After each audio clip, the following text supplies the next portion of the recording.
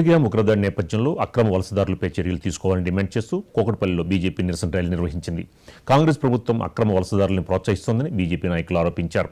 పాకిస్తాన్, బంగ్లాదేశ్, రోహింగ్యాలు దేశం విడిచి వెళ్లాలని నినాదాలు చేశారు. ఈ కార్యక్రమంలో బీజేపీ జిల్లా అధ్యక్షుడు మల్లారెడ్డి పాల్గొన్నారు. ఉగ్రవాదంపై దేశ ప్రజలంతా ఏకం కావాలని బీజేపీ నేతలు పిలుపునిచ్చారు.